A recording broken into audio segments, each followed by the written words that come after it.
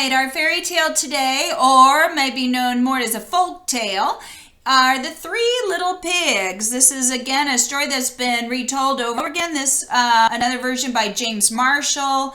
I have many versions of this story, but I had to keep it short so you weren't reading all day long, just Three Little Pig stories. So I chose this one because I always like the funny pictures. And then don't forget to read the other ones. I'm going to post other ones that are just a little different, but sort of similar. All right, so The Three Little Pigs, one of my absolute favorite stories. All right, again, Three Little Pigs retold and illustrated by James Marshall.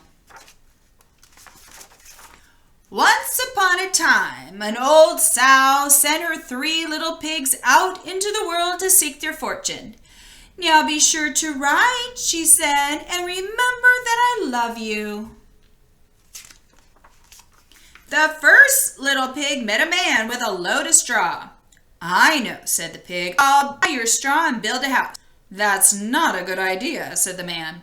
"Mind your own business, thank you," said the little pig, and he bought the straw and set about building a house. It took him no time at all. Very soon a lean and hungry wolf happened by. Pig was just about his favorite in the world, so he knocked on the door and said, little pig, let me come in." To which the little pig replied, No, not by the hair of my chin. I'm reading this. If you want to say this along with me, do it, because it's actually really funny to say.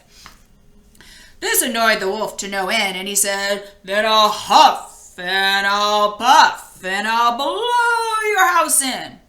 "Go right ahead," said the little pig. So the wolf huffed and he puffed and he blew the house in, and he gobbled up the little pig. The second little pig met a man with a load of sticks. "I've got it," said the little pig. "I'll buy those sticks and build a house." "I'd think twice about that," said the man. "Oh, pooh," said the little pig. "What would you know?" And he bought the sticks and went to work building a house. "Very pretty," he said. No sooner had the little pig settled into his pretty house than the wolf happened by. He was still hungry, and he said, little pig, let me come in." To which the little pig replied, No, not by the hair of my chin.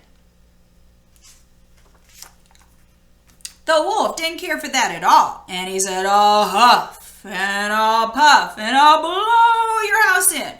Ha, said the pig. So the wolf huffed and he puffed and he blew the house in, and he gobbled up the little pig. Now the third little pig met a man with a load of bricks. "These bricks will make a fine, sturdy house," said the man. "Capital idea, my good fellow," said the little pig. So he bought the bricks and set about building a house. It took him quite a bit of time, but it was well worth it. "Nice and solid," said the little pig. "Nice and solid." Ooh, look how nice its house is. But no sooner had the little pig moved in than he noticed the wolf loitering about. And the wolf, who was still hungry, said, little pig, let me come in." To which the little pig replied, No, not by the hair of my chin.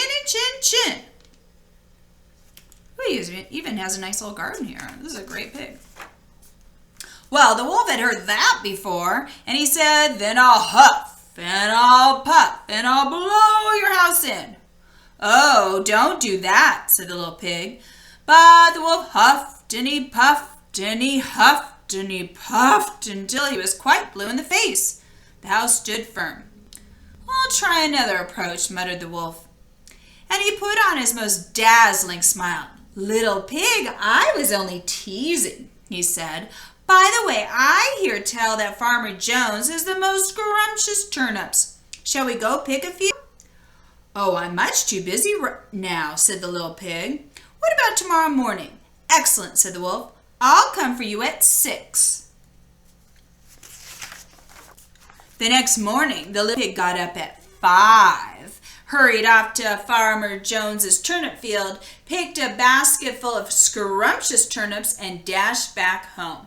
When the wolf arrived at 6, the turnips were already boiling in the pot.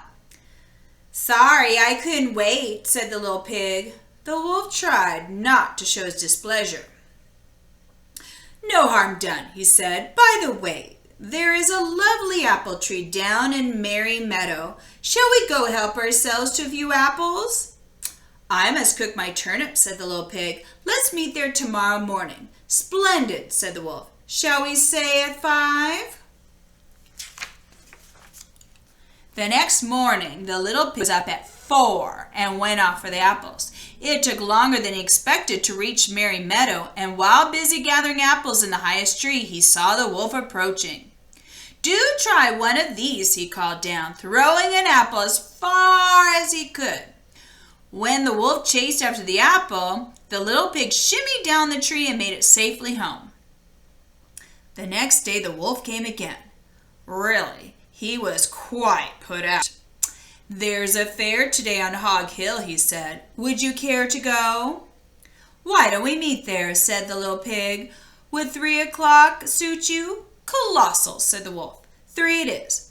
Just make sure he would be there at 2.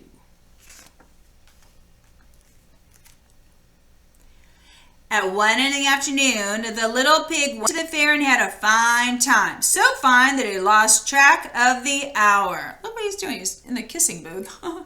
Suddenly, out of the corner of his eye, he saw the wolf coming up the hill.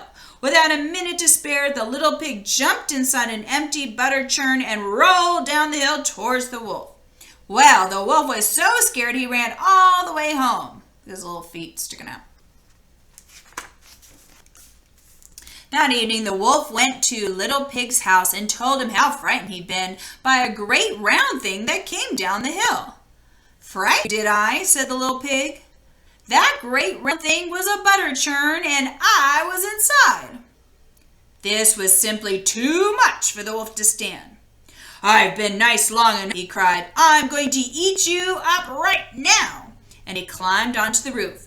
When the little pig saw this, he put a big iron pot into the fireplace and quickly stoked the fire. "Here I come!" cried the wolf. "Dinner time!" Here, look, do you see the cookbook? It says how to cook a wolf. "You can say that again," said the little pig, and he cooked the mean old wolf and gobbled him up. All right, so thank you for listening and reading with me, The 3 Little Pigs. Check out the other videos of the other stories that are similar to 3 Little Pigs. Thank you. Bye-bye.